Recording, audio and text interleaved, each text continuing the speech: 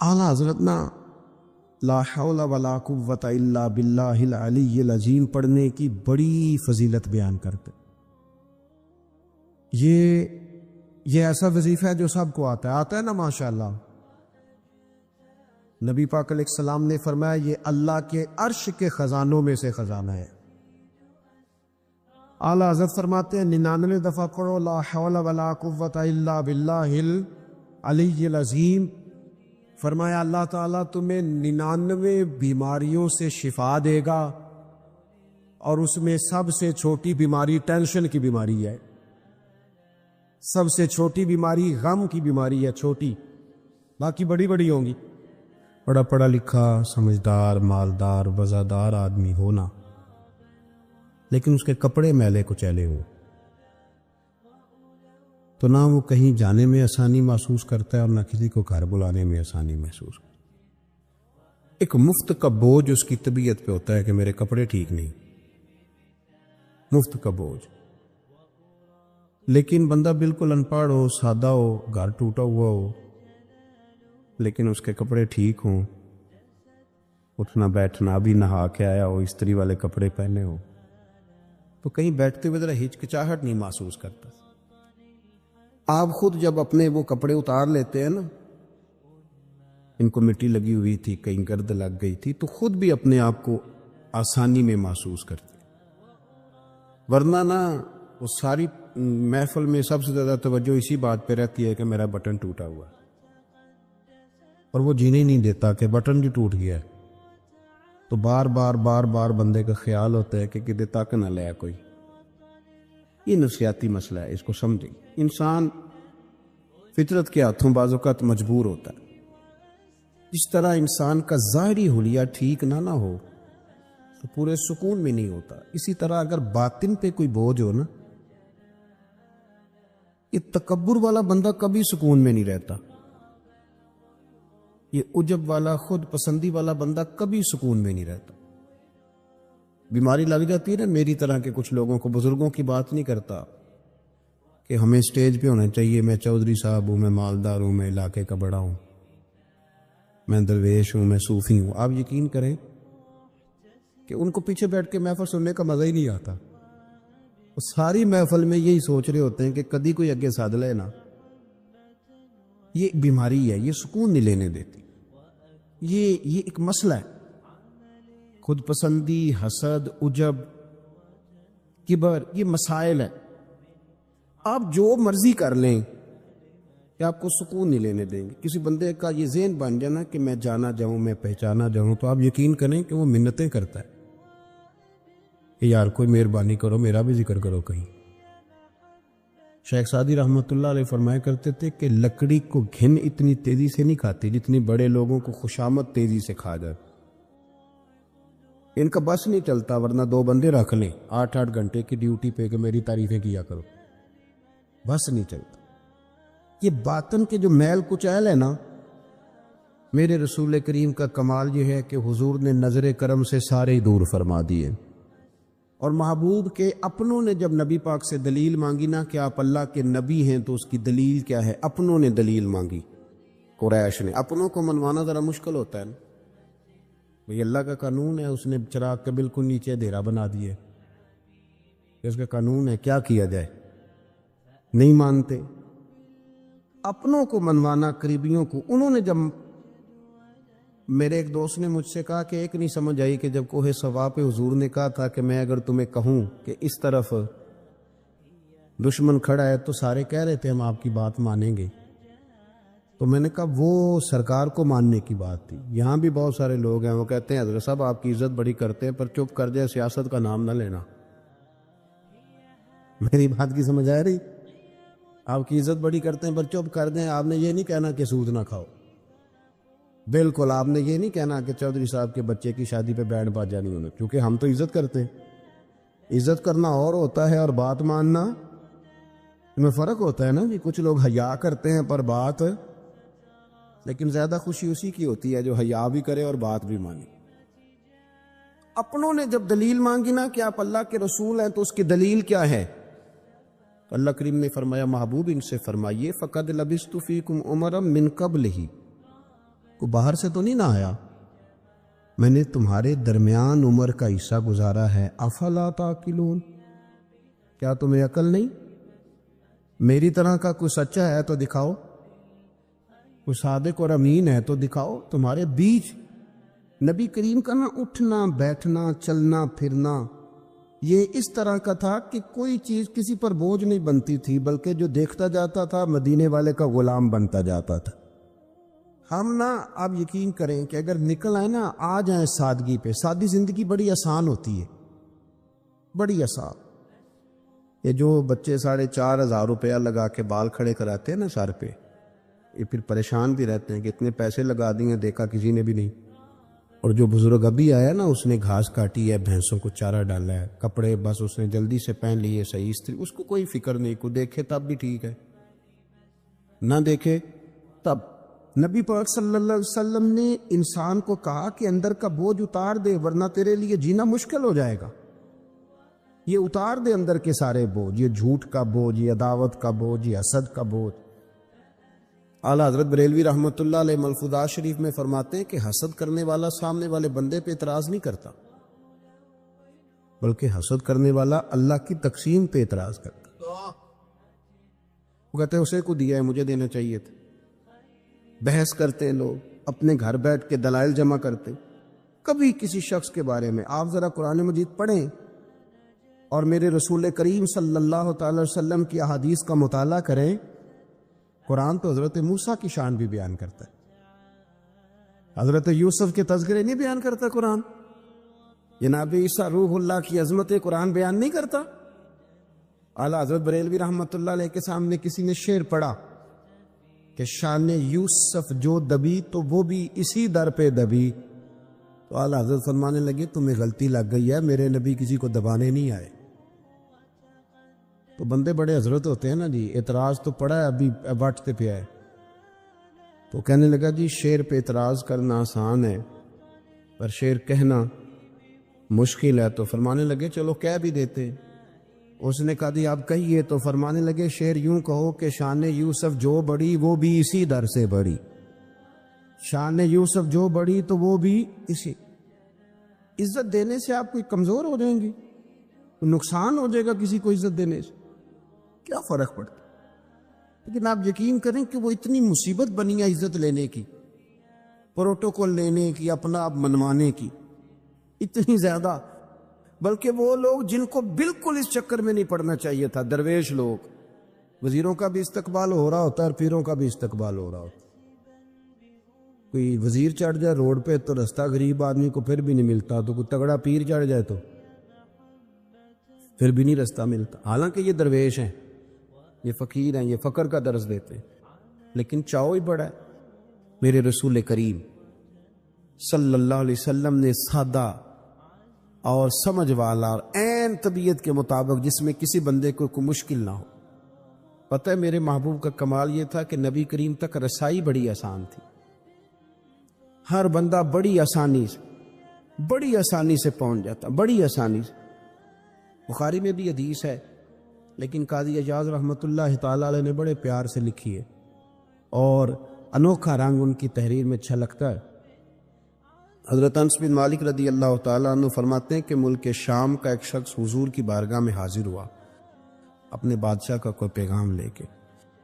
غریب آدمی نا ویسے ہی طبعاً ہی تھوڑا سا مایوس ہوتا ہے، ڈر رہا ہوتا ہے، وہ سہما ہوا ہوتا ہے، لیکن حالات کے سہمے ہوئے لوگوں کو بتا دو حالات بدل جاتے ہیں، ایک جیسے نہیں رہتے۔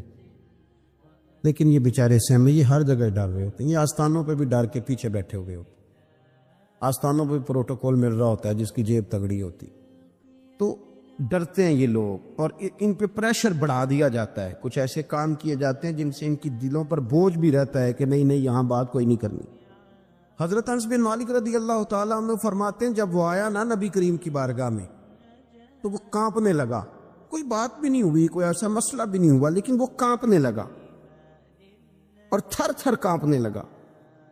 تو اللہ کے رسول صلی اللہ علیہ وسلم نے اسے فرمایا کہ کیوں ڈرتے ہو، کیا بات؟ کہنے لگا میں مدینے کی جو ریاست ہے اس کے سربراہ کے پاس آیا، غریب آدمی ہوں، ڈر لگتا ہے کوئی ایسی بات نہ ہو جائے کہ آپ ناراض ہو جائیں۔ انہوں نے تو دیکھا تھا نا ان لوگوں کو کہ جو جانور کو مالک کی مرضی کے بغیر چھاؤں میں باندھ دیتے تھے تو مار پڑتی تھی. اتنا سیانا ہو گیا تو مرضی کرے گا, مجھے ڈر لگ رہا ہے. حضرت انس بن مالک کہتے ہیں بات کہاں کی تھی, چلی کہاں گئی. اس نے کیا کہا اور پھر جواب میں میرے محبوب نے کیا فرمایا. آپ ذرا بات کا لیول دیکھیں اور حضور کی گفتگو کا سٹیٹس دیکھیں. یہ وہ لوگ, یہ وہ تربیت ہے جو لوگوں کے دلوں اور روحوں تک اترتی ہے. میرے نبی کریم صلی اللہ تعالی علیہ وسلم نے بات سنی تو حضور رو پڑے, اور اتنا روئے کہ گھٹنوں کے بل زمین پر بیٹھ گئے. جناب انس بن مالک فرماتے ہیں حضور فرمانے لگے نہ بھائی تو کسی بادشاہ کے پاس نہیں آیا, نہ تو کسی حکمران کے پاس نہیں آیا, تو اس بیٹے کے پاس آیا ہے جس کی ماں گوشت کے خشک ٹکڑے کھا کے بھی رات گزار لیا کرتے. میری ماں تو گوشت کے خشک ٹکڑے کھا کے رات گزار لیتی تھی, نہ تو کسی. حضرت انس بن مالک کہتے ہیں اس نے بات سنی تو وہ بھی رو پڑا, اور میں نے سنی تو میں بھی رو پڑا. دوستو, رسول کریم دیکھیں نا ہم لوگوں نے کس طرح کا لیول بنایا ہوا ہے. ابھی تک وہ جو دولت کا رٹا ہے تھوڑا بہت, وہ ابھی تک چلتا ہے. ابھی تک خاندان کے اندر کوئی بندہ امیر ہو جائے تو چودھری بھی وہی ہوتا ہے, سیانا بھی, میرا تو خیال ہے پیر بھی وہی ہوتا ہے. شرط یہ ہے کہ اس کے پاس پیسے ہونے چاہیے, وہی شیخ ہوتا ہے, سارا کچھ وہی ہوتا ہے. نبی پاک صلی اللہ علیہ وسلم نے ہمیں کہا کہ یہ تمہارے اندر کے بوجھ ہیں. ماہا کفی صدرک, گناہ جو ہوتا ہے یہ کھٹکتا ہے سینے میں, یہ بندے کو پریشان کرتا ہے, بندہ تکلیف میں ہوتا ہے کسی کو پتہ نہ چل جائے. ہم لوگوں نے آہستہ آہستہ کر کے نا احساسات کی دنیا چھوڑ دی ہے. ہمارا مزاج نہیں, چھوٹی چھوٹی باتیں ہوتی ہیں لیکن ہم توجہ نہیں کرتے. کوئی اتنا مشکل بات نہیں کہ رات کو بیٹا پھل لے کے آیا تو اپنی بیوی کے کمرے میں چلا گیا. لوگ اس کی ماں کو اور اس کے باپ کو یہ بات آسانی سے کہہ دیتے ہیں کہ آپ حوصلہ کریں, دفع کریں, جو کر رہا ہے کرنے دیں. لیکن جس بندے کی کل کمائی اس کا پتر ہو, اور بھری جوانی میں جس نے کہا ہو بیوی سے کہ چل میں پرانے کپڑوں پہ عید گزار لوں گا, تو نئے کپڑے بچوں کے لے آ. جس نے 30 سال سعودی عرب میں, دبئی میں, مسقط میں, پردیس میں گزارے ہوں, پر وہاں کمبل بھی نہ بدلا ہو کہ چلو بچے میرے پڑ جائیں. اس کی کل کمائی باغ تیرے دی کر کر راکھی, ساری عمر گزاری, تو جدوں یہ باغ پکن پہ آیا لے گئے اور وپاری, تو وہ پھر جا کے تو 6 کنوں رکھ کے پلیٹ میں اپنی بیوی سے کہتا ہے جا ابا جی کو دے آ. یہ کہنا آسان ہے باپ کو کہ تو صبر کر, حوصلہ کر, پر وہ باپ جب پیچھے پلٹ کے دیکھتا ہے تو کہتا ہے دنیا نے تو تجھے تحفہ دیا ہوگا, میں نے تو جوانی تجھے دے دی, خوشیاں ساری تیرے نام کر دی اور تو میرے ساتھ یہ سلوک کرنے چلا. احساسات نہیں, اس کو پتہ ہی نہیں. روز دوست کو ٹیلی فون کرتا ہے کہ آج باہر سے کھانا کھائیں, کبھی ابا جی کو بھی کرنا کہ ابا جی آج میرے بغیر روٹی نہ کھانا, میں آؤں گا تو مل کے کھائیں گے. کبھی کہہ اماں کو کہ اماں مجھے بڑے بڑے ریسٹورنٹ میں وہ مزہ نہیں آیا کہ تیرے ہاتھ کے چاولوں کی روٹی میں مزہ آیا, آج پکا نا. مجھے لگتا ہے اماں کو راشا بھی ہو نا, راشا بھی ہو تو پھر بھی وہ تیرے لیے محنت کرے گی. لیکن احساس ضروری ہے نا, وہ ہم پیدا نہیں کرتے, وہ ہماری توجہ نہیں جاتی. صاحب طبقات کہتے ہیں نبی کریم صلی اللہ تعالی علیہ وآلہ وسلم نے نا جب صحابہ کرام آئے تھے مکہ مکرمہ سے مدینہ طیبہ, تو آپ نے سن رکھا ہے کہ انصار مدینہ نے اپنی جائیدادیں بھی تقسیم کر کے آدھی مہاجرین کو دے دی تھی. تو ان میں ایک حضرت ام ایمن بھی تھی, نبی کریم کی رضائی والدہ ہیں. یہ حضرت عبداللہ رضی اللہ تعالیٰ عنہ جو سرکار کے والد گرامی, ان کی آزاد کردہ لونڈی. حضرت سیدہ طیبہ طاہرہ جناب آمنہ رضی اللہ تعالیٰ عنہ کی بھی بڑی خدمت کی انہوں نے. ان کو بھی ایک باغ ملا ہوا تھا. جب وہ خیبر کے علاقے فتح ہو گئے, یہودیوں سے بہت سارے علاقے لے لیے, تو اللہ کے رسول صلی اللہ علیہ وسلم نے فرمایا اب اس طرح کرو کہ یہ جو تم نے جائیدادیں لی ہوئی ہیں نا انصار سے, یہ واپس کر دو اور تمہیں اس میں سے دے دیتے ہیں. اور حضور علیہ السلام نے انصار مدینہ سے بھی کہا کہ میں ان کو یہ جائیدادیں دے کے اور تمہاری واپس کرانے لگا ہوں. تو انصار نے تو وہاں بھی بڑا انوکھا جواب دیا کہ یا رسول اللہ ہماری والے بھی رہنے دیں اور وہ والے بھی ان کو دے دیں. وَيُؤْثِرُونَ عَلَىٰ أَنفُسِهِمْ وَلَوْ كَانَ بِهِمْ خَصَاصَةٌ، یہ بھی ان کے پاس رہنے دیں۔ محبوب نے فرمایا نہیں، میرا فیصلہ یہی ہے۔ حضرت ام ایمن رضی اللہ تعالیٰ عنہ کے حصے میں ایک باغ آیا ہوا تھا، تو محبوب کریم سید عالم صلی اللہ علیہ وسلم نے کہا اماں جی آپ کو کوئی اور باغ دے دیتے ہیں، یہ والا باغ واپس کر دیں۔ سیدھی سادی بیوی تھی، ناز تھا کہ میں نے حضور کی خدمت کی ہے بچپن میں، ناز تھا، کہنے لگی میں تو نہیں واپس کرتی، یہ ناز ہے، ورنہ حضور کو کوئی انکار کر سکتا؟ میں تو نہیں واپس کرتی۔ حضرت عائشہ صدیقہ رضی اللہ تعالیٰ عنہ فرمانے لگی اماں جی یہ آپ کیا کہہ رہی ہیں؟ حضور فرمانے لگے عائشہ آپ خاموش ہو جائیں، یہ بڑھاپا ہے، اس کے احساسات ہیں، اس کے جذبات ہیں۔ آپ یقین کریں کئی دفعہ بوڑھے بیچارے نا درد سے بات نہیں بتاتے کسی، وہ کہتے ہیں کیا کرے، کپڑا اٹھائیں تاکہ پیٹ ننگا ہو جائے، کیسے بات کریں؟ نبی کریم سید عالم علیہ الصلوۃ والسلام اماں جی کے قریب گئے، کہا اماں جی میرے ساتھ چلو ایک دفعہ باغ دیکھ تو لو۔ حضور ساتھ لے کے گئے، ایک باغ دکھایا تو کہنے لگی نہیں میں نے نہیں لینا، یہ مجھے میرے والا ٹھیک۔ حضور نے پھر دوسرا دکھایا، کہنے لگی یہ بھی نہیں مجھے پسند۔ محبوب نے تیسرا دکھایا تو کہنے لگی یہ تو میرے والے باغ سے بھی پیارا ہے، یہ میں لے لوں گی۔ جب وہ مسکرائیں تو حضرت عائشہ کہتی ہیں میں نے حضور کی آنکھوں میں آنسو دیکھے، فرمایا الحمدللہ اس کا دل نہ راضی ہو گیا ہے۔ یہ طریقہ ہے میرے عزیز، تھوڑے احساسات تو پیدا کریں۔ دین اسلام اپنے ماننے والوں کو یہ سبق دیتا ہے کہ دنیا میں زندگی ضرور گزاریں، اللہ تعالیٰ کی عطا کردہ نعمتوں سے نفع ضرور اٹھائیں، اچھا لباس پہنیں، اچھا کھانا کھائیں، رزق اگر حلال ہو تو اچھا گھر بنائیں، لیکن دنیا سے دل نہیں لگانا، اپنی طبیعت کے اندر صرف دنیا کے مال کی محبت ہی کو جگہ نہیں دینی۔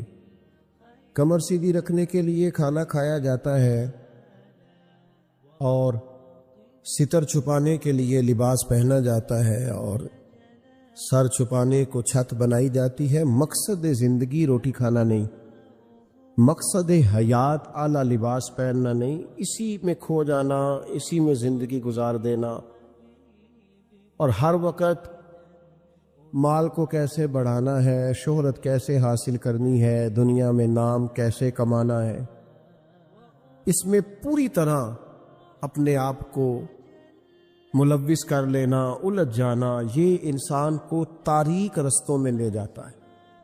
سب سے بڑا نقصان یہ ہوتا ہے کہ دل سخت ہونے لگ جاتا ہے، مفاد پرستی کی وجہ سے انسان صرف لالچ کے ساتھ انسانوں سے پیار کرتا ہے، اس کے اخلاص کے رشتے آہستہ آہستہ ختم ہونے لگتے ہیں، اور اسے خود محسوس ہوتا ہے کہ یار میری زندگی کوئی خاص معنی نہیں رکھتی، میں ایک ایسا شخص ہوں جس کا کام ہی صرف پیسہ کمانا ہے، جس کا کام ہی صرف دنیا میں نام پیدا کرنا ہے، کوئی معنویت نہیں، حساسیت نہیں، کیفیات سے خالی ہو جاتا ہے بندہ۔ اللہ تعالیٰ نے قرآن مجید کے اندر اس حقیقت کو بیان کیا، ارشاد فرمایا المال والبنون زینت الحیات الدنیا، فرمایا مال اور اولاد یہ جیتی دنیا کا سنگھار ہے۔ مال اور بیٹے، مال اور اولاد یہ حسن ضرور ہیں، پر جب تک بندہ زندہ ہے اتنی دیر تک، یہ جتنی آپ اور میں خود اندازہ کر لیں کہ زندگی کتنی کو لمبی ہے اور کتنی کو لمبی ہوتی ہے آج کل، فرمایا یہ اتنی دیر تک زینت ہے جب تک انسان زندہ ہے، والباقیات الصالحات، اور فرمایا باقی رہنے والے تو نیک عمل ہیں، جو چیزیں باقی رہیں گی، جن کا اجر ملے گا، جو قیامت میں سامنے آئیں گی، وہ صالحات ہیں۔ والباقیات الصالحات خیر عند ربک، اور فرمایا باقی رہنے والی جو اچھی باتیں ہیں، جو اچھا عمل ہے، اس کا ثواب تمہارے رب کے پاس ہے، اور صرف ثواب نہیں، ثوابا و خیر عملا، اور وہ بڑی ہی بہتر چیز ہے جو اللہ کی بارگاہ میں، وہ بہترین تحائف ہے تمہارے لیے جو قیامت میں ملے گی۔ نبی کریم صلی اللہ تعالی علیہ وسلم نے لوگوں کے سامنے دنیا کی بے ثباتی کو بیان فرمایا، حضور نے اپنے غلاموں کو یہ سبق دیا ہے کہ تم تھوڑی دیر کے لیے دنیا میں آئے ہو، اور اپنے لیے بھی سرور کائنات علیہ السلام نے یہی پسند فرمایا، فرمایا میں کوئی تمہاری دنیا سے نفع اٹھانے نہیں آیا، تھوڑی دیر وقت گزارنے، ڈیوٹی کرنے آیا ہوں، پھر اللہ کے حضور چلے جانا ہے۔ اور امت کو بھی یہ سبق دیا کہ مسافروں کی طرح، راہگیروں کی طرح تم نے وقت گزارنا ہے۔ تم نے اس طرح کا ماحول نہیں بنانا کہ تم سمجھو کہ صرف ایک ہی جہان ہے، اس کے بعد معاذ اللہ کوئی زندگی ہی نہیں ہے۔ ایک زندگی اس کے بعد ہے، مرنے کے بعد جو اللہ تعالیٰ جنت میں بندے کو انعامات عطا کرے گا، اس کے لیے جد و جہد کرنی۔ حضرت مولا علی شیر خدا رضی اللہ تعالیٰ عنہ روایت فرماتے دو قسم کے بیٹے ہوتے ہیں، ایک دنیا کا بیٹا ہوتا ہے، ایک آخرت کا بیٹا ہوتا ہے۔ فرمایا دنیا کے بیٹے نہ بننا، آخرت کے بیٹے بننا۔ اور نبی کریم علیہ السلام نے فرمایا وہ لعنتی ہے جو درہم و دینار کا بندہ بن گیا۔ بندہ تو اللہ کا بننا چاہیے تھا، لیکن اس نے لعنت کٹھی کی ہے، یا درہم کا بندہ بن گیا یا دیناروں کا بندہ بن گیا، یعنی مال دولت سونا چاندی اس کا بندہ بن گیا، حالانکہ اسے اللہ کا بندہ بننا چاہیے۔ اتنا اپنے آپ کو لالچی کر لینا، اتنا حریص کر لینا کہ مطلب سارا کچھ ہی دولت بن گئی، ہر چیز کو دولت کے نقطہ نظر سے دیکھنا شروع کر دیا۔ اس قدر زیادہ لوگ الجھ گئے کہ قرآن مجید نے کہا الہاکم التکاثر حتی زرتم المقابر، فرمایا تمہیں غافل کر دیا ہے مال کے لالچ نے، یہاں تک کہ تم نے قبروں کے منہ دیکھ لیے، یعنی مرتے دم تک صرف پیسہ اکٹھا کیا ہے، صرف اور صرف اپنی ذات کے فروغ کے لیے، اپنے میک اپ کے لیے، اپنے آپ کو بنانے سنوارنے دکھانے نام پیدا کرنے میں وقت ضائع کر دیا۔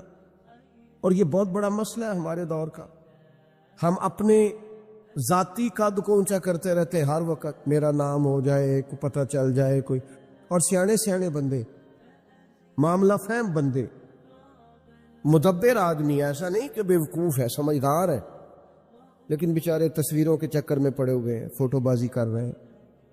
آپ حیران ہوں گے کہ ہماری قوم ایک طرف یہ ہے کہ لوگ بیچارے بلوں کے لیے پریشان ہیں کہ ان کے پاس ادا کرنے کو پیسے نہیں، اور دوسری طرف ہمارے پاس اتنا پیسہ ہے کہ صرف بڑے سارے بورڈ پر ہم نے بڑی ساری ایک فلیکس لگوائی ہے جس کی کوئی ضرورت نہیں تھی، اس پہ عید مبارک لکھا ہے، اور مسئلہ عید مبارک کا نہیں تھا، وہ جس کی نیچے فوٹو لگی تھی نا، اس نے ذرا دکھانا تھا کہ میں بھی یہاں رہتا ہوں۔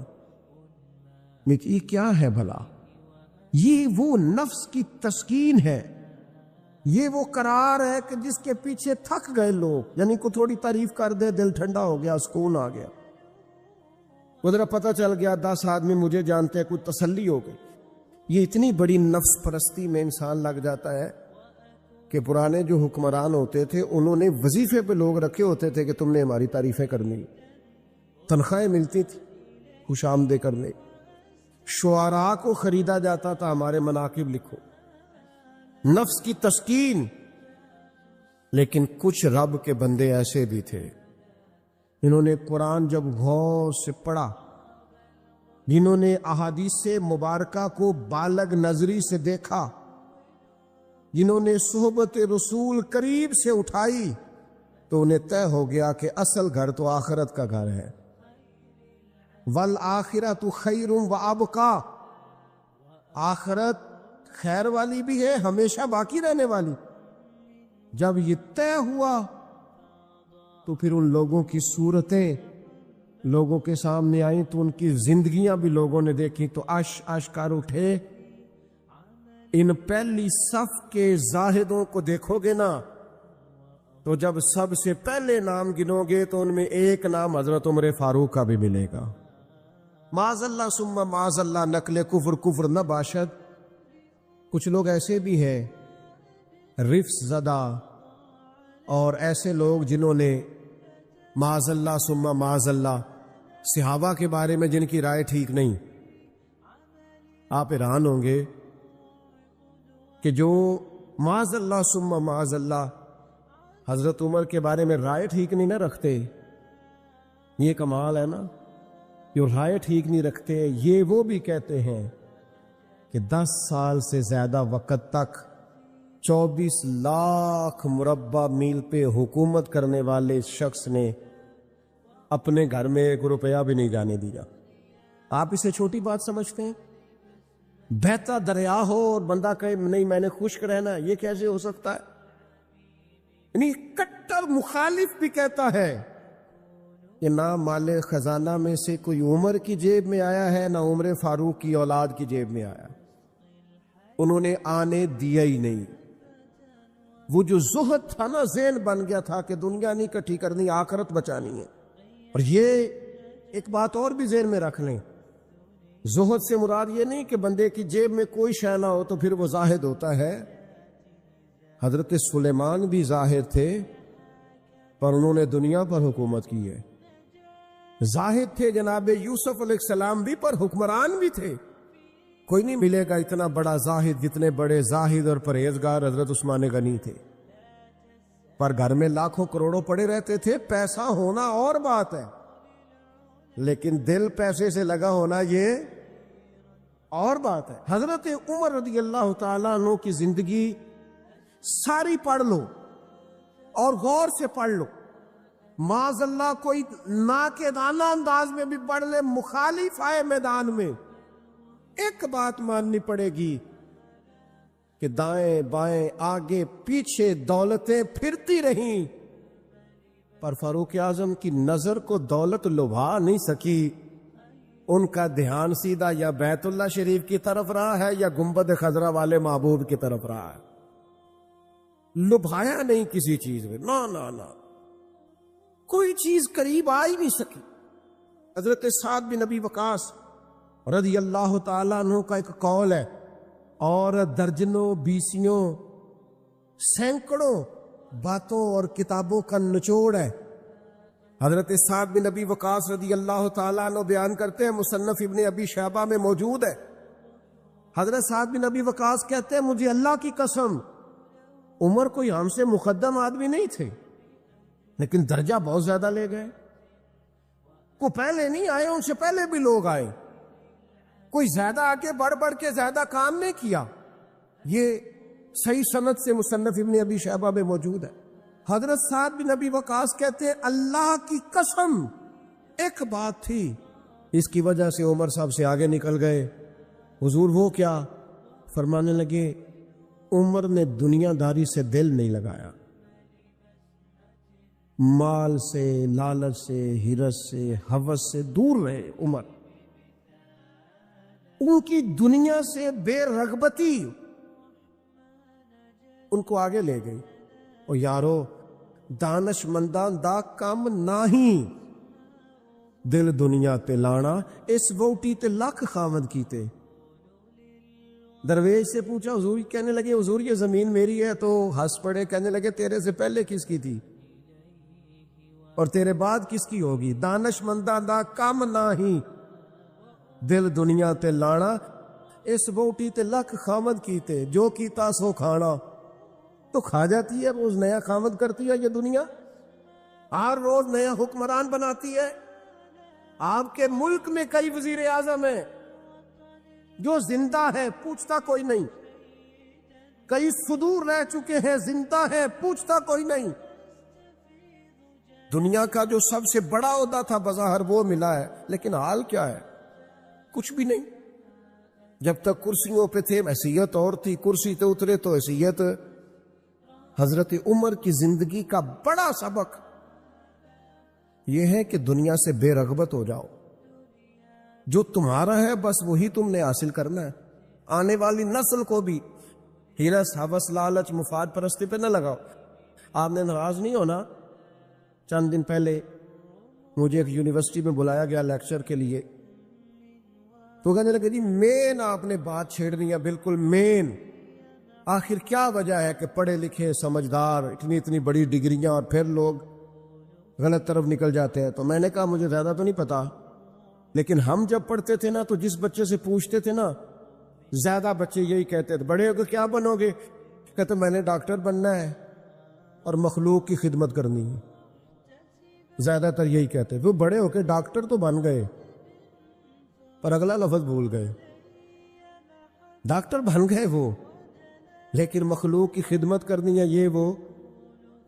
پھر انہوں نے چونکیاں رکھی ہیں 2-3، ایک پہ فیس جمع کرا لو، ایک آگے آ جاؤ، یہ اتنے پیسے مشورے کے ہیں، یہ پھر دوائی بھی وہاں سے لینا جہاں سے میں نے کہی ہے، ٹیسٹ بھی اس لیبارٹری سے کرانا جو سب کی بات نہیں کرتا، لیکن جو ہے وہ بہرحال ہے.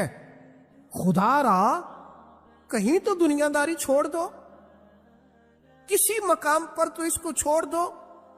نبی پاک علیہ الصلوۃ والسلام پہ اتنی مصیبتیں آئیں کہ پہاڑ پہ آتی تو وہ ریزہ ریزہ ہو جاتے، لیکن کسی مقام پر بھی حضور علیہ الصلوۃ والسلام شکوہ کرتے نظر نہیں آتے. ہم غریبی کا رونا روتے ہیں، ہر چوتھا آدمی کہتا ہے بڑا غریب ہوں، لیکن میرے نبی پاک علیہ الصلوۃ والسلام نے چوتھے دن کھجور کھائی، سرکہ کھایا ہے، اور موٹے بان کی چارپائی پہ آرام کیا. حضرت عمر نے کہا حضور کتنی تکلیف ہے؟ فرمایا عمر کوئی تکلیف نہیں، تھوڑا سا تو وقت ہے، جنت میں جائیں گے، ساری نعمتیں اللہ نے ہمارے لیے تیار کی ہوئی ہے. راضی بالرضا، راضی بالرضا، کوئی کسی قسم کا مسئلہ. ہمیں آزمائشیں آتی ہیں، تکلیفیں آتی ہیں، بیماریاں آتی، لوگ چھوٹی چھوٹی بات پر پریشان ہو جاتے، ذرا سی بات پر شکوہ کرتے. میرے رسول پاک علیہ السلام نے فرمایا جب میرا رب کسی کو بیمار کرتا ہے تو 2 فرشتوں کو بھیجتا ہے، جاؤ میرے بندے کی تیمارداری کر کے آؤ. اللہ اکبر، خود رب بھیجتا ہے، جاؤ میرے بندے کی. تو مجھے بتائیے جب اللہ بھیجے تو پھر تندرست خوش نصیب ہوا کہ بیمار؟ جی تندرست پھر خوش نصیب کون ہوا؟ میرے نبی پاک صلی اللہ علیہ وسلم نے فرمایا رب 2 فرشتے بھیجتا ہے، فرماتا ہے پتہ کر کے آؤ میرے بندے کا اس کا کیا حال ہے، حالانکہ اللہ سارے جانتا ہے. فرشتے آتے واپس جاتے، رب کریم پوچھتے ہیں بتاؤ میرا بندہ کیا کہتا تھا؟ اللہ تجھے سارا ہی پتہ ہے، پر ہم سے پوچھتے تو بتا دیتے ہیں. وہ یہ کہتا تھا کہ میں اپنی رب کی رضا پہ بڑا ہی راضی ہوں. وہ تیری حمد کر رہا تھا، تیری تعریف کر رہا تھا، تیرا شکر کر رہا تھا، تیرے لیے کلمات حمد بیان کر رہا تھا. تو میرے نبی پاک علیہ السلام فرماتے، اللہ فرشتوں سے فرماتا ہے سنو پہل، اگر میں اپنے بندے کو اس بیماری میں شفا دوں گا تو اس تندرستی سے زیادہ اچھی تندرستی دوں گا جو پہلے اسے عطا کی ہوئی، پہلے سے اچھی صحت دوں گا. اور اگر اسے اس بیماری میں موت دوں گا تو پھر مرتے ہی اس کے لیے میں جنت کا فیصلہ فرما دوں گا. بھائی جب تو راضی بالرضا رہتا ہے، راضی بالرضا، بڑی سادی سی بات ہے بھائی. آپ گھر گئے روٹی مانگی تو اگر کسی نے کہا نا کہ اتنی تھکاوٹ ہے ٹائم پہ آیا کرے اس وقت، تو روٹی تو وہ بھی مل گئی، اور اس میں لذت ہے، وہ سکون نہیں، وہ سکون نہیں. میری اماں جی سالن پکا کے رکھ لیتی تھی تو روٹی جب بھی کوئی مانگتا تھا تو تازی بنا کے دیتی، ان کی طبیعت تھی. تو میں اکثر ان سے کہتا کہ اماں جی پکا کے رکھ دیا کرو. کہتے تمہیں خوشی نہیں ہوتی جب تمہاری اماں تازی پکا کے دیتی ہے؟ خوشی ہوتی ہے، طبیعت میں خوشی ہوتی. ان کا مزاج تھا، ذوق تھا، تو ہم سمجھتے تھے یار یہ بڑی سعادت کی بات. تو آپ گھر گئے رات کو تو گھر والوں سے کہا روٹی، تو فوراً اٹھے، فوراً، اور انہوں نے کھانا تازہ بنایا، اور ساتھ یہ بھی کہا باہر سے نہ کھایا کرے بندہ بیمار ہو جاتا ہے. کتنی ٹھنڈک پہنچتی آدمی کے دل کو، سکون ملتا. تو بھائی بیماری تو آپ نے کاٹ لی، لیکن ساتھ کہو ہو بڑا بیمار ہوں، میں نے تو اتنے گناہ بھی نہیں کیے، ظلم بھی نہیں کیا، کسی کو کچھ بھی. اب بیماری تب بھی کٹ گئی، پر بڑی آزمائش. مریض ڈاکٹر کے گلے پڑ رہا ہے، اس کے لواحقین جھگڑے کر رہے ہیں، بیماری وہ بھی کٹ گئی. اور ایک بیمار وہ ہے جو چارپائی پہ لیٹا ہے اور کہتا ہے جس طرح میرا اللہ راضی اسی طرح میں بھی راضی.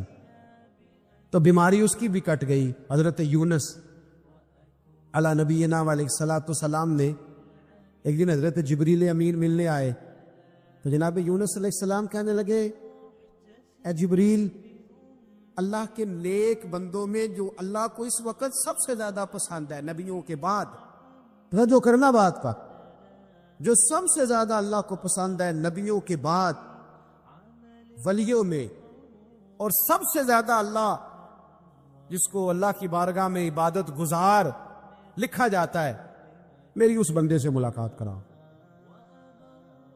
تو حضرت جبریل نے جناب یونس علیہ السلام کو ساتھ لیا تو ایک شخص کے پاس پہنچے جو آنکھوں سے اندھا تھا، دونوں ہاتھ اس کے سلامت نہیں تھے اور پورے جسم میں پیپ جاری تھی، ریشہ تھا۔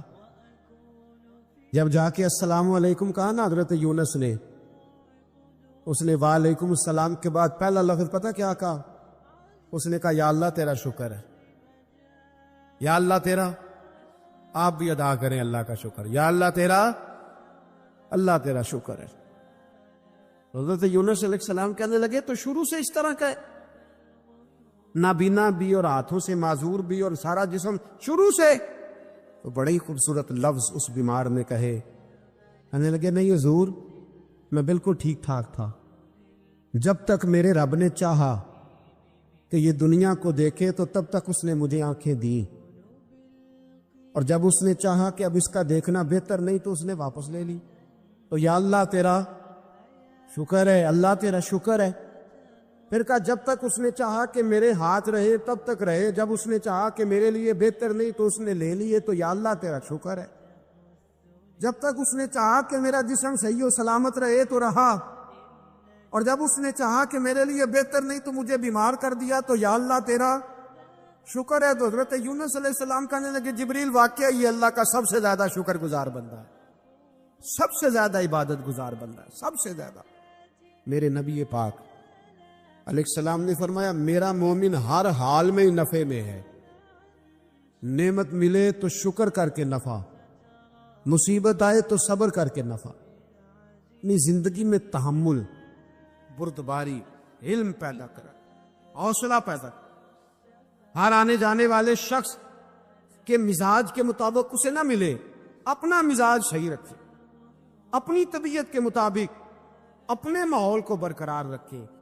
علم کے ساتھ گزارا کرو گے تو رشتہ داروں سے بھی بنی رہے گی، دوستوں سے بھی بنی رہے گی، ہر ایک سے تعلق رہے گا۔ اور اگر آپ کے اندر یہ حوصلہ نہیں تو پھر سارے معاملات پریشانی کا شکار ہو جائیں گے۔ یہ تو آج کا مضمون تھا۔ ہمیں نا لوگ مشورہ دیتے ہیں، کہتے ہیں پیر صاحب درویشوں کو سیاست کی بات نہیں کرنی چاہیے، دیتے ہیں نا مشورہ لوگ، جی تھوڑا تھوڑا بول دیں، تھوڑا تھوڑا دیتے ہیں نا۔ اگرچہ ہم ان کی بات نہیں مانتے، اس لیے کہ اقبال نے کہا تھا جدا ہو دی سیاست سے تو رہ جاتی ہے چنگیزی، جدا ہو دی سیاست سے تو، اور پہلا فکرہ یہ ہے کہ جلال بادشاہی ہو یا جمہوری تماشا، جدا ہو دین سیاست سے تو رہ جاتی ہے۔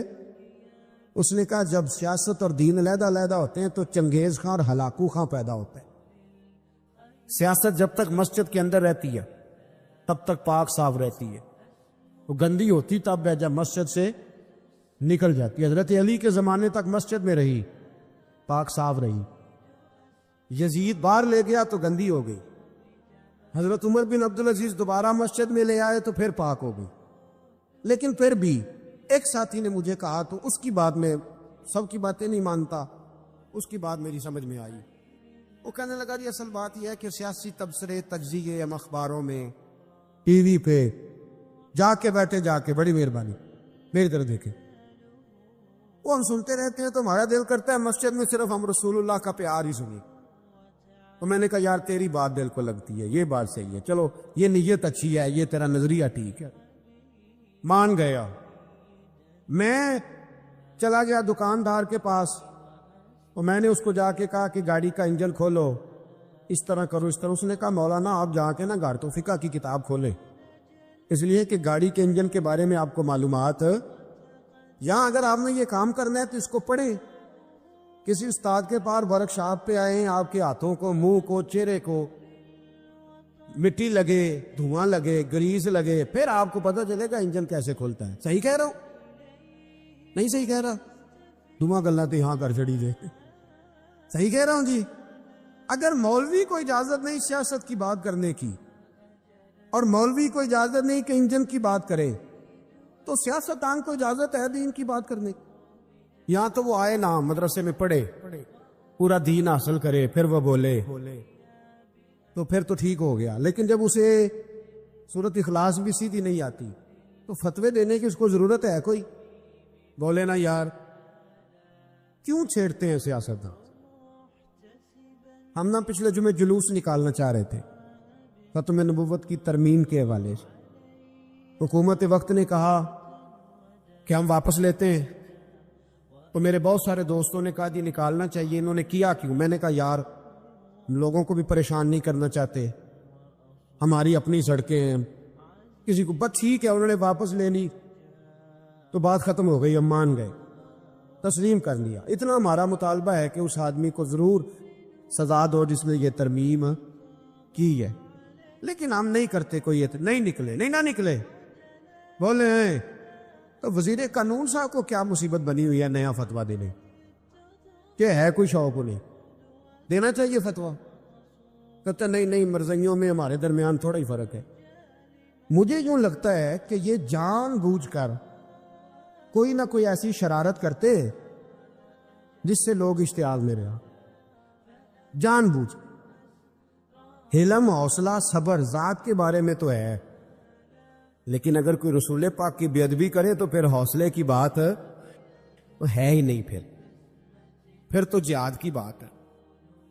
اور میں دیانتداری سے مسجد میں باوضو بیٹھ کر جمعے کے دن مشورہ دیتا ہوں حکومت کو اور وزیر قانون کو مشورہ دیتا ہوں کہ نہ فرعون کی حکومت ساری زندگی رہی, نہ نمرود رہا, نہ جاج بن یوسف رہا, نہ یزید رہا. اور یار درباری بن کے حکمرانوں کی چاپلوسی کرتے کرتے تم یہاں تک آ گئے ہو کہ اب نبی پاک کی عزت کو ہاتھ ڈالنا شروع کر دیا ہے. اور آپ یقین کریں سیاسی جماعتوں کا اتنا برا حال ہے کہ ان کے لیڈر کے بارے میں کوئی بات کرے تو پاگل ہو جاتے ہیں یہ احتجاج کر کر کے. اور اس نے ڈائریکٹ کہہ دیا کہ ختم نبوت کا مسئلہ ہی کوئی نہیں, جو دین کی بنیاد ہے, کسی کو پرواہ نہیں. مجھے تو ان لوگوں کی فکر ہو رہی ہے جن لوگوں نے انہیں ووٹ دیے ہیں, وہ اللہ کو کیا جواب دیں. اور یہ اللہ ماشاءاللہ ساری سیاسی جماعتیں اس طرح کی. اور میرا وزیر قانون صاحب کو بھی مشورہ ہے کہ زندگی بڑی تھوڑی ہے, بڑی تھوڑی. اللہ سب کو معاف کرتا ہے, اپنے رسول کے غداروں کو معاف نہیں کرتا. اور یہاں تمہاری گاڑیوں پہ جھنڈے لگے ہوئے ہیں, وہاں بھی تمہارے جھنڈے لگیں گے, پر اس یہ لگیں گے کہ یہ غدار ہیں ناموس رسالت کے. یہ جھنڈے لگیں. شرم کرو اور ڈر جاؤ, بس کر دو. تمہارے منہ میں اب دانت پورے نہیں رہے. کوئی شوگر کا مریض ہے تو کوئی بلڈ پریشر کا, تو کوئی ہارٹ کا, تو کوئی کینسر کا. شرم کرو اور اپنی قبر کی بھی تھوڑی سی فکر کرو. بتاؤ پاکستان کے کتنے صدر گزرے, وزیر اعظم گزرے, تو ان کی قبریں کہاں ہیں؟ کوئی جاتا ہے ان کی قبروں پہ؟ کسی کو خبر ہے؟ کیوں اپنے لیے جہنم کچھی کرتے؟ سارا کچھ دنیا داری رہ گئی ہے, سارا کچھ صرف یہی رہ گیا. حضرت ابو بکر سردار تھے, حضرت عمر سردار تھے قبیلے, حضرت عثمان سردار تھے. انہوں نے سرداریوں کو ٹھوکر مار کے رسول اللہ کے قدموں میں بیٹھنا پسند کی. سرداریاں چھوڑ کے غلام بن گئے. تم سرداریاں بچانے کے لیے رسول اللہ کی غداری کرتے ہو, شرم نہیں آتی؟ داتا صاحب نے لکھا ہے کشف المحجوب میں کہ اللہ تعالیٰ کی بارگاہ میں حضرت موسیٰ علیہ السلام نے عرض کیا تھا, مالک تیرے بندے اگر تجھے ڈھونڈنا چاہے تو کہاں ملے گا؟ تو اللہ کریم نے فرمایا, جن لوگوں کے دل لوگ توڑ نہیں دیتے میں ان ٹوٹے دلوں میں ملا کرتا ہوں.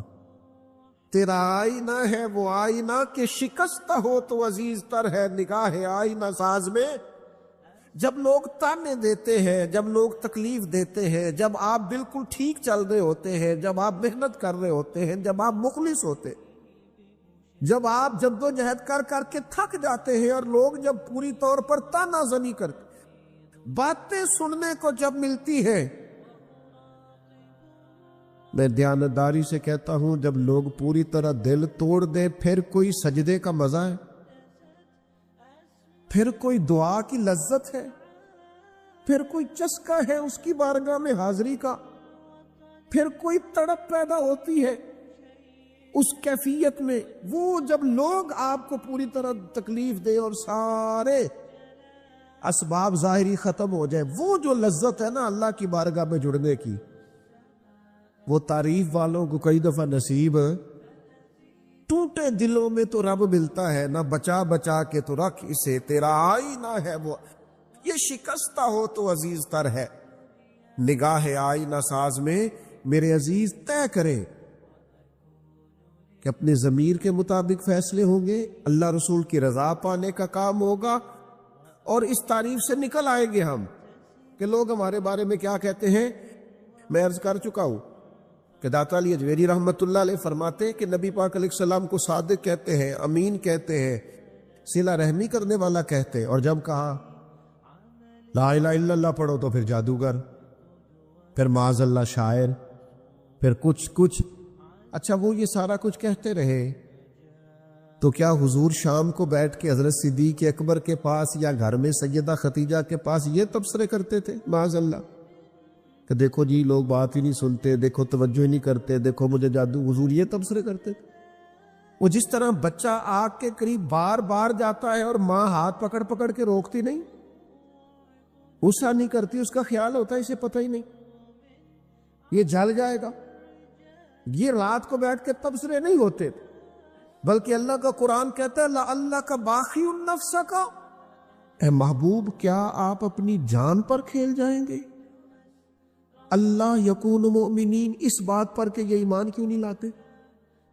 حضور آپ نے تو جان کی بازی لگا دی گویا، اتنی محنت کرتے ہیں، اتنی محنت کرتے ہیں، یہ اللہ کا قرآن ہے، وہ جادوگر کہتے جا رہے، ساحر کہتے جا رہے، اور حضور جان کی بازی لگا کر دین بتاتے جا رہے۔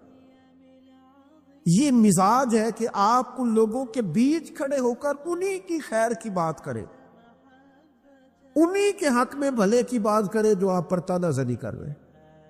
آپ انہی لوگوں کے لیے دیکھیے حضرت موسیٰ علیہ السلام کتنی جد و جہد کی جناب کلیم نے، کبھی فرعونیوں سے مقابلہ ہے، کبھی دریاؤں کا سفر ہے، کبھی صحراؤں کا علاقہ ہے، کس طرح حضرت موسیٰ علیہ السلام نے جد و جہد کی اپنی قوم کو نکالنے کے لیے۔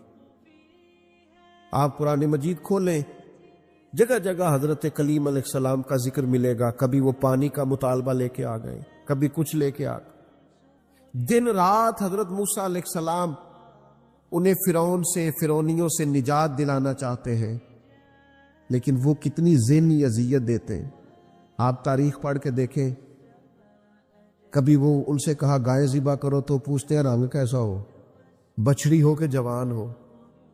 کبھی حضرت موسیٰ علیہ السلام کے بارے میں معاذ اللہ ثم معاذ اللہ، یہاں تک انہوں نے کہہ دیا کہ آپ نے تو اپنے بھائی حضرت ہارون کو قتل کر دیا، یہاں تک کہ ایک عورت کو کہا جا کے جناب حضرت موسیٰ پہ الزام لگا دو۔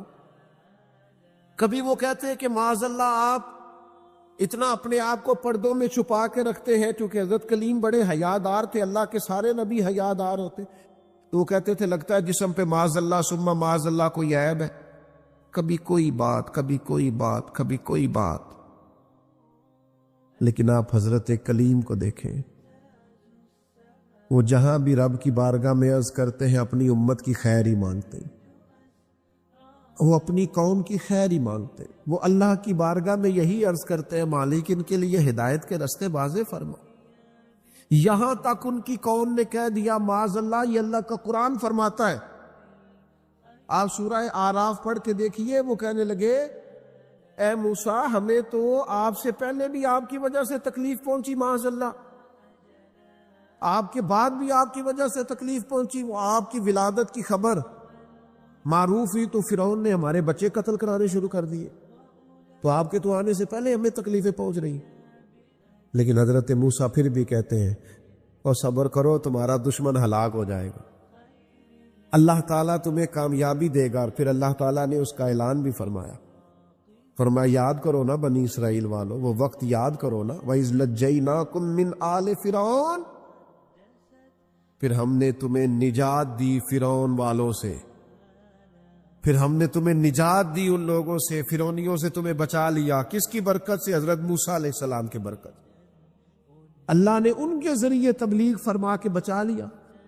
قومیں اس کے اندر تکلیف دیتی. حضرت سیدنا شعیب علیہ السلام کا ذکر ہمیں ملتا ہے سورہ ہود کے اندر. حضرت شعیب اپنی قوم کو منع کر رہے. کیا کہہ رہے؟ ناپ تول پورا کرو، نا انصافی نہ کرو، لوگوں کا حق نہ مارو، یہ خیر کی دعوت. قوم جواب میں کیا کہتی ہے؟ سورہ ہود پڑھیے. وہ کہتے ہیں ہمیں نہیں سمجھ میں آتی آپ کی باتیں. اگر ہمیں آپ کے قبیلے کا ڈر نہ ہوتا تو معاذ اللہ ہم تو آپ کو پتھر مار مار کے شہید کر دیتے. آپ انہیں تبلیغ دین کر رہے ہیں، آپ انہیں اخلاقیات سکھا رہے ہیں، آپ ان کے کردار و عمل میں خوبصورتی پیدا کرنا چاہ رہے ہیں. وہ کہتے ہیں اگر آپ کے قبیلے کا خوف نہ ہوتا تو ہم تو آپ کو شہید کر دیتے. تو جواب میں حضرت شعیب نے کیا کہا؟ جاؤ پھر موج کرو. انہوں نے کہا ایسی قوم کو تبلیغ کروں جو پتھر مارنے کی بات کرتی ہے؟ کیا میں اب ایسے لوگوں کو دعوت خیر دوں جو مجھے شہید کرنے کی بات کیا خوبصورت جملہ ہے قرآن مجید نے بیان کیا. حضرت سیدنا شعیب فرمانے لگے وَيَا قَوْمِ اعْمَلُوا عَلَىٰ مَكَانَتِكُمْ إِنِّي عَامِلٌ. فرمانے لگے قوم والو تم اپنی جگہ کام کرتے رہو جو تم نے کرنا ہے، اور میں اپنی جگہ دین کی تبلیغ کرتا رہوں. کرو تم اپنا کام اور میں اپنا. شکوہ ظلمت شب سے تو کہیں بہتر تھا ہم اپنے حصے کی کوئی شمع جلاتے جاتے. دوستو لوگ تو تانا زنی کریں گے. ایک خاص بات کرنی ہے آپ سے. ایک دانشور نے مجھے تو بڑا تڑپایا ہے، ہو سکتا ہے آپ بھی تڑپ جائیں. دیکھا ہے جو کچھ میں نے اوروں کو بھی دکھلا دے. ایک دانشور کی بات پڑھی میں تو ٹوٹ گیا. اس نے کہا مسئلہ پتہ کیا ہے؟ بدی پھیلانے والے تھوڑے ہیں اور نیکی پھیلانے والے زیادہ ہیں. لیکن پھر بھی زمانے میں بدی کیوں زیادہ پھیل رہی، نیکی کم کیوں پھیلتی؟ تعداد نیکی پھیلانے والوں کی زیادہ ہے، بدی پھیلانے والوں کی کم ہے. لیکن سوسائٹی میں چلن بدی کا کیوں عام ہے؟ تو کہنے لگا اس کی وجہ یہ ہے کہ جس اخلاص کے ساتھ بدی پھیلانے والی بدی پھیلاتے ہیں نا، اس اخلاص سے نیکی پھیلانے والے نیکی نہیں پھیلاتے. اور جتنی محنت شیطان کرتا ہے لوگوں کو گمراہ کرنے کے لیے، اتنی محنت دیندار کیوں نہیں کرتے بچانے کے لیے؟ جس تیزی کے ساتھ لوگ دین کے مخالف کوششیں کرتے ہیں، اتنی محنت کے ساتھ دیندار لوگ جدوجہد کیوں نہیں کرتے؟ کاش کبھی لوگ اتنے مخلص ہو جائیں جتنے بدی پھیلانے والے مخلص ہیں، تو انقلاب آ جائے. حضرت امام محمد بن حنبل رحمۃ اللہ علیہ ایک چور کے لیے اکثر دعا مانگا کرتے تھے. ابو الحسن اس کا نام تھا. امام احمد بن حنبل کہتے یا اللہ اس پہ رحم فرما، یا اللہ اس چور پہ رحم فرما. دعا مانگتے اور دعا کیا مانگتے؟ یا اللہ ابو الحسن اس پہ رحم فرما. ایک دن آپ کے بیٹے نے پوچھا کہ حضور لوگ بڑے پریشان ہیں کہ آپ چور کے لیے دعا مانگتے اور اس کے لیے اللہ کی رحمت طلب کرتے ہیں. تو امام احمد بن حنبل نے بڑی انوکھی بات کی. کہنے لگے اس چور نے مجھے حوصلہ بڑھا دیا. آپ فرمانے لگے دین کی ایک بات کرنے کی وجہ سے جب مجھے بادشاہ نے گرفتار کیا اور مجھے تھانے لے جایا گیا اور کوتوال مجھے بند کر رہا تھا، تو میں دیندار آدمی تھا، ساری زندگی پڑھنے پڑھانے والا تھا. سارے مجرم نہیں جیلوں میں جاتے، جیلوں میں تو حضرت یوسف علیہ السلام جیسے لوگ بھی رہے ہیں. فرماتے ہیں مجھے لے جایا جا رہا تھا تو کچھ کیفیات تھی کہ لوگ کہیں گے جناب جیل میں. ارشاد فرماتے ہیں کہ میں ابھی کوتوال مجھے تھانے لے کے گیا کہ وہ چور آیا اور آ کے کہنے لگا امام صاحب زمانہ جو مرضی کہے میں جانتا ہوں آپ کی غلطی کوئی نہیں، آپ نے حق بیان کیا ہے. کہنے لگا حضور میں چور ہوں، میرے وجود پر اب 1 انچ جگہ نہیں جہاں کوڑا نہ پڑا ہو. سارا وجود کوڑے کھا کھا کے زخمی ہے. ہر شہر کے ہر کوتوال کے پاس گویا ہر تھانے میں میرا نام لکھا ہے. چوری کے لیے مار کھاتا ہوں، کبھی گھبرایا نہیں. ذرا کھڑے رہنا، آپ تو محمد عربی کے دین کے لیے مار کھانے لگے ہو. اتنی جلدی تانوں سے پریشان نہ ہونا. فرمایا ذرا کھڑے رہنا. اتنی جلدی تانوں سے پریشان نہ ہونا. زخم پہ زخم کھا کے جی، خون جگر کے گھونٹ پی، آہ نہ کر لبوں کو سی، یہ عشق ہے کوئی دل لگی نہیں. ذرا ٹھہرنا پھر اگر آپ اس کام کے لیے آئے. آپ فرماتے ہیں مجھے اس کی بات نے اتنا حوصلہ دیا کہ پھر مجھے کسی چیز نے پریشان ہی نہیں کیا.